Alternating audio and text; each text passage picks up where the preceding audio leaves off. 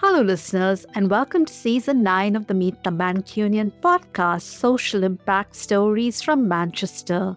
I'm your host, Deepa Thomas-Sutcliffe, offering you a warm Mancunian welcome. Season is extra special as I'm collaborating with the Spirit of Manchester Awards, celebrating the city's voluntary and community sector.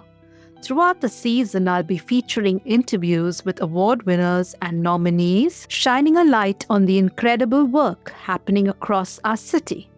Every Tuesday, I bring you the stories of Manchester's community champions, individuals working for a range of causes and making life better for the people of Manchester. My hope is to inspire you to discover your own purpose, whether through volunteering or by getting involved in the social impact sector, while also celebrating good causes and spreading positivity. You can listen to the podcast on Apple Podcasts, Spotify, or my website at meetthemancunian.co.uk.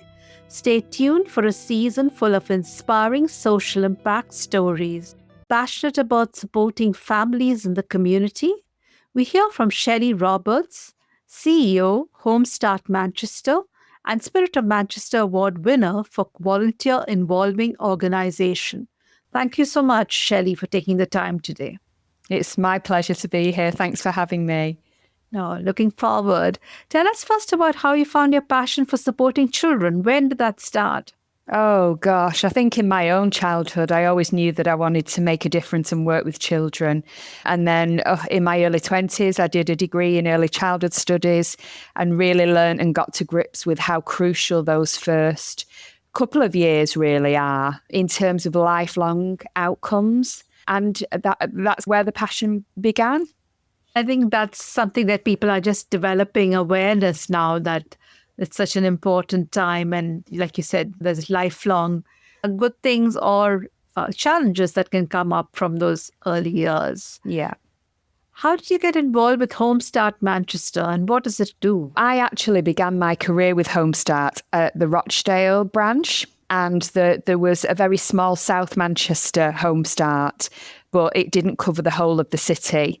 And a lovely group of local community members in North Manchester had got together to try and create a new citywide Home Start and contacted the neighbouring Home Starts. And my manager at the time obviously saw the promise in me and the enthusiasm and gave me an opportunity to be seconded over to Manchester to try and get things going. And 18 and a half years later, we've gone from me part-time to 17 staff and 90 volunteers, and we're going from strength to strength. In a nutshell, Home Start provides peer support via local parent or people with parenting caring experience who become volunteers for us. So we really carefully recruit and train and support those local volunteers. Mm-hmm. And they're matched with a family with at least one child under 5. And sometimes that family is a pregnant mum without children yet, without children that have been born. We really carefully match the volunteer to the family, considering personality and experience. We have a bit of a knack for that, what we think is going to work in terms of that human connection. And then that volunteer will visit that family in their own home every week for 2 to 3 hours for as long as that family needs them. And the crux and at the core of the model is parents supporting parents. We are very professional in approach, but that very simple, non-invasive, informal befriending. I know what it's like to struggle as a parent, and I want to come and be with you and help you through your struggles. It's a very empowering approach. And I'm just 18 and a half years on, continue to be blown away when I see that volunteer and family relationship work and the power of what can happen and the change that can happen in that relationship is just amazing. It's incredible. That sounds really interesting. And I like that you're creating, like you said, this peer-to-peer support and a befriending relationship. Have there been challenges you've had to overcome on that journey? Many. Let's not talk about COVID because we're a home visiting support service. So we had to completely turn the service on its head. when COVID hit, as did all services and charities. I suppose for us, fund, as it is again across the third sector, has always been a challenge. That being said, I think through a lot of hard work and actually building trust and relationships and almost mirroring our peer support offer with our commissioners and funders and building trust and proving worth and impact, we've got really strong relationships now. And whilst funding for local authorities is always uncertain and short, we're in a really healthy position in that respect now, but it's hard and the landscape is always uncertain for staff. I think volunteer recruitment is, particularly post-COVID, is really difficult. And I think because we ask an incredible amount of our volunteers, so there's quite intensive training and then 12 months minimum commitment. And we're asking people to go into often very vulnerable families' homes. And whilst we wrap a lot of support around that and a lot of supervision around safeguarding and emotional well-being, it's a huge ask. So volunteer recruitment is a challenge. But I think overwhelmingly is the increasing needs of the families we support. Housing is a huge issue. The cost of living crisis is having a detrimental effect. We've got lots of families not eating, not adequately warm in the winter or adequately clothed. We've got an increasing number of children that are at risk. Lots and lots of families living in unsuitable temporary accommodation. Lots of families that are newly arrived with uncertain immigration status that feel completely ostracised from the community they've been landed in, very isolated. And I think mental health needs are on the increase, which is no surprise. And we're hearing about it all the time in the media. We're supporting now parents with really significant complex mental health needs, lots of challenges there. One of the reasons I ask these questions is also to see if you can maybe zone in on a couple that you want to say how you've overcome them so that people can get some inspiration from how you've done that. So I don't know if you want to pick a couple of them, maybe volunteer recruitment and building those trusting relationships, and talk about how you've tried to overcome those. Well, I can give you an example. Over half of the support that we provide, over half of our capacity is to provide parent-infant relationship support from conception to the age of 2. And when I started this conversation, I talked about those crucial early years. And we talk about early years being from 0 to 5, and absolutely we can make a difference in those years. But for me, I'm very passionate about those first 2 years from in utero up to a child's second birthday, because that's when 80% of brain development happens and those neural pathways are created. And we absolutely know the science is concrete that the biggest factor, modifiable factor and influencing factor in healthy mental being and all outcomes for children is the relationship they have with their main caregiver or caregivers. So we are really passionate about supporting that early attachment. So let me tell you about a mum that we supported that was new to Manchester. She had come with a history of depression and anxiety, and she was about 8 months pregnant when we started supporting her because she was new to the area and she didn't have any family in the area. She was very isolated, not engaged with any services, practically very prepared for baby. So she had physically everything she needed ready to go. But she'd not really been emotionally prepared for what was about to come.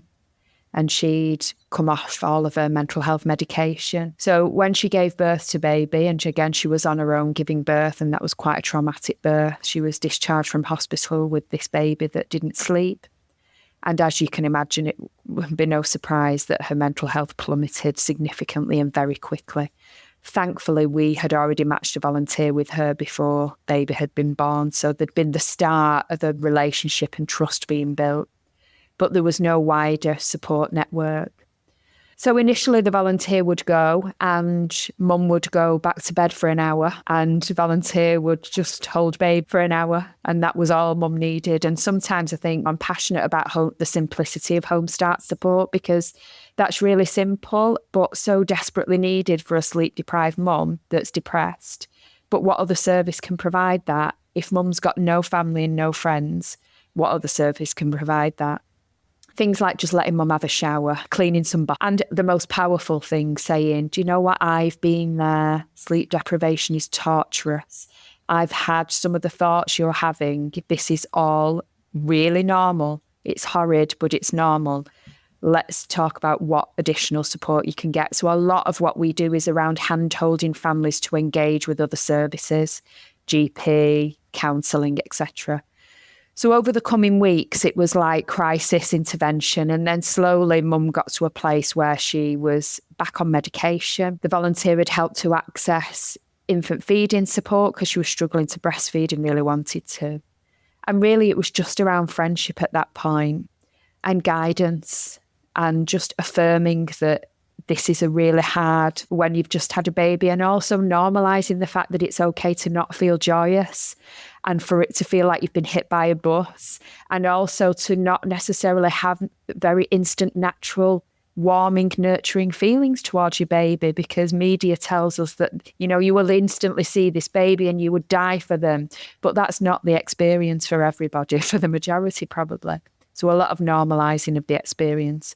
And then over the months, the volunteer mum to the local children's centre, to access groups, to start to meet other mums that had babies of a similar age, and just build that kind of sustainable community network of support.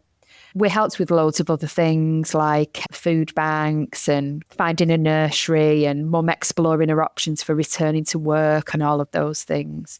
But she had support for around 9 months, and then we left her really in a really good place. So baby had got a place in nursery and she'd got part-time work. And then she contacted us about 2 months after support ended to say, I can't not be involved with Home Start because it saved my life.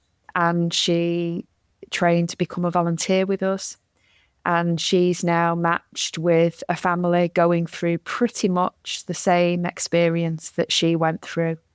So not only is she using her parenting experience and lived experience of being on her own as a new mum, but of receiving that home visiting support. So that adds another layer of, I know what it feels like to have a stranger come into my home, and I'm going to make sure this mum feels comfortable. And we actually have a lot of supported mums and dads that become volunteers with us, and quite often volunteers that become staff members. So about 60% of our staff team started as volunteers with us. So that's one story. For helping walk through the experience of what it could be like you said, so isolating, but lovely to have somebody saying they've been there, giving them practical support and just helping them feel confident in a new place, going through a very big life stage change, like a new baby.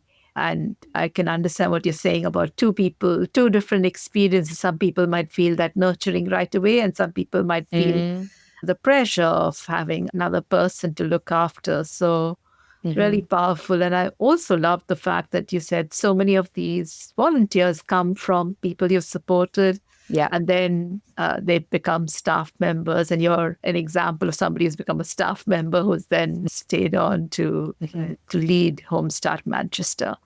So what would you say is the big impact that you've made so far? For me, and we don't necessarily ask this question or measure it in a data way, but I want all parents to know that whatever their experience is, it's okay and it's normal. So it's normalising, taking away this romantic idea that we should always feel really grateful and happy and that parenthood, that everyone's got it and they're doing a great job, because we're all winging it. And there are times when we imagine what life would have been like without children. And it is a huge challenge. It's a massive blessing. Of course it is, but it's also a huge challenge. So for me, I think the biggest impact is normalising that parenthood is difficult. But I suppose in terms of children, And fundamentally, we exist to give children the best possible start in life.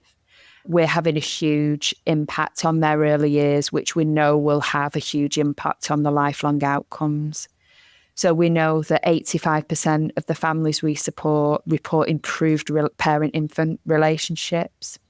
We know that around 80% of the children we support have improved emotional well-being, are physically healthier and more well. And that's a huge issue in terms of dental decay and obesity. So we do a lot of kind of health support and education. Our children are less isolated and less ostracised because maybe they've not got the best clothes or they've not got the newest iPad or whatever. We make sure children feel resilient and able to cope. We have reduced incidences of domestic abuse, a reduction in parental substance misuse, improved mental well-being of parents, improved financial situation. So there's loads and loads of benefits because our support is quite widespread and generic, and we design our support around the individual needs of the family. There's a huge range of impacts that we can have, really. I can see that there is a real range of impact, and starting with the baby or the child itself having better being and better physical health, that is itself setting it up for success in later years, and so many other aspects that you've talked about are so important. What does being nominated for Spirit of Manchester Awards mean to you? I think really because it's around volunteers, it's for our volunteers, because we wouldn't without local people giving up their time and, as I've said, a huge commitment. They're just amazing, absolutely incredible, all of them. So it's around recognition for our volunteers first and foremost. But then I suppose it's validation for us as an organisation that we co-produce with our volunteers, that their voices are listened to, that they feel a sense of belonging to the organisation and that they're valued. And I think that's really important because I think sometimes there's a misconception that volunteer-led organisations or support is free or easy and that it's really straightforward. And there are some organisations that have contacted me that have said, we've tried to recruit volunteers to help us deliver services, but it's just not worked. And I think there's a real lack of appreciation for, and quite rightly, the amount of resource and time and attention and support that volunteers deserve and need to do their volunteering really well. The award kind of encompasses all that, and it would just be fantastic to get it. A shout out to all your wonderful volunteers and all the support that they provide. What advice would you have for people looking to start a similar movement in another part of the world? Decide your vision. You need to start with your vision, and your vision has got to be informed by the voices of the people that you want to serve. Don't make any assumptions, because the richest information you will get is from the people for whom you want to deliver services. So always start with them and take them with you on the journey. And that's not easy, always. And what I would say is, as you go on that journey, don't just listen to the voices of those beneficiaries that engage, because actually what you really want to listen to is the voices of the beneficiaries that you're trying to reach, but you're struggling to reach, because you really need to know what they need from you to make a difference to them. So I think that's really critical. And then my advice, if you were going to develop a volunteer-led organisation, is do not underestimate the kind of the package of recruitment, selection, training, support and supervision that volunteers need to do a really good job and to keep them. And you need to really understand the motivation of your volunteers and really get to know them and be interested in them and supporting them personally and rewarding them in a way that they would value, so that you retain them and you keep them. And I'm really passionate about building a team of staff that belong to the local community and have received support or have volunteered as well. I think that brings such a rich tapestry. And in that includes making sure that your workforce is diverse and that it represents the communities that you're serving And we're working really hard on that because Manchester is so diverse, and we've got a volunteer team that is really diverse, and we're seeing movement in our staff team becoming more diverse as well. And passion. So if you've got a chief executive that has started out as a one-man job and they slowly move away from the frontline delivery because the organisation grows, make sure that your chief executive keeps dipping back into the frontline to remember why they're there and what they're doing. And that's what I love, spending time with families and volunteers, because they remind me why we're doing what we're doing, really.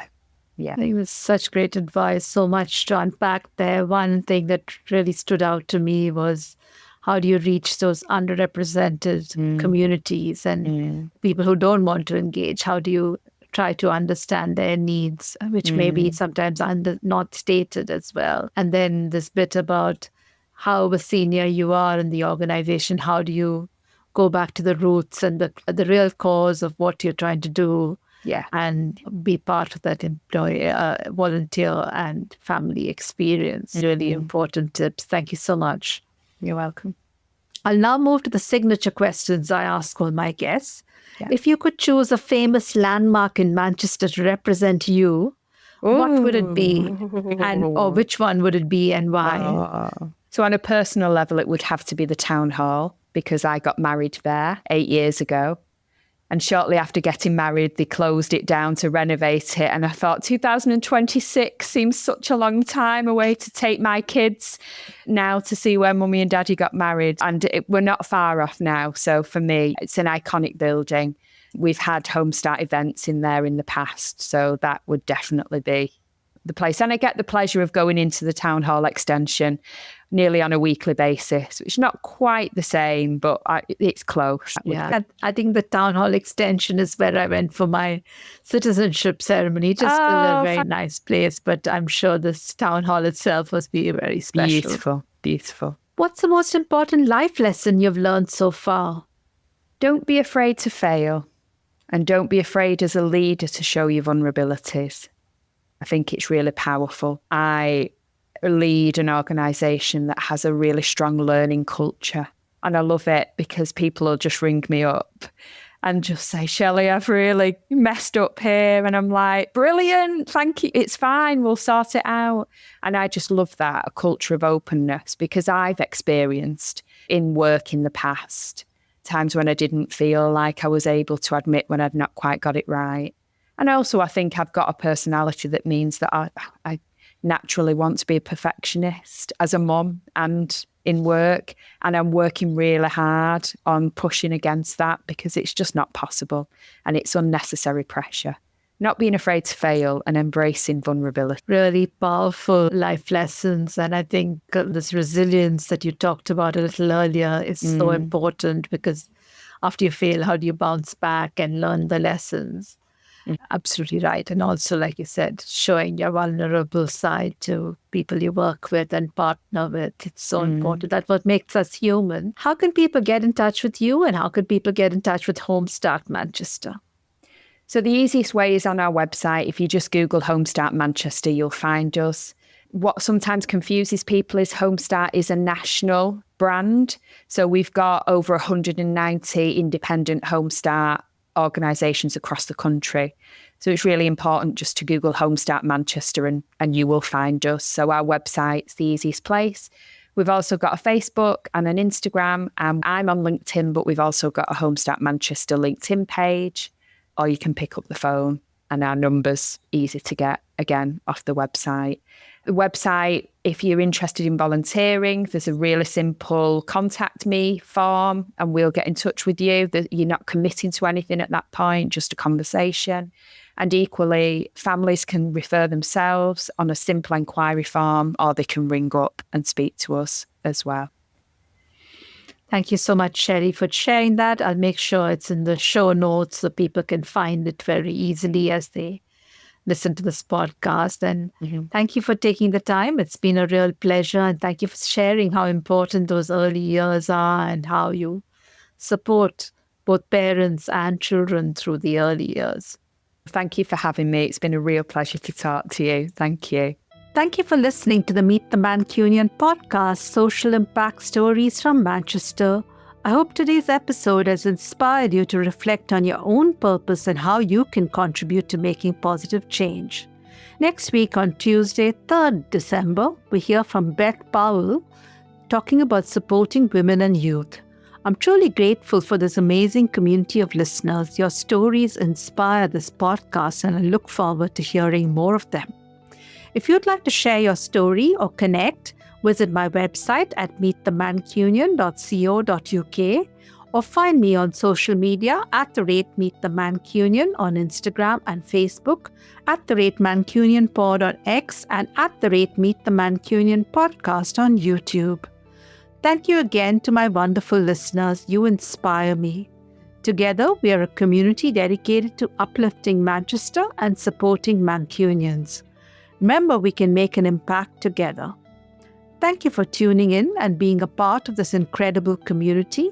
Your involvement helps amplify the voices of those making a difference. Together, we can inspire even more positive change in Manchester and beyond. Remember, no act of kindness is too small, and by working together, we can truly make a meaningful impact. Thank you for listening.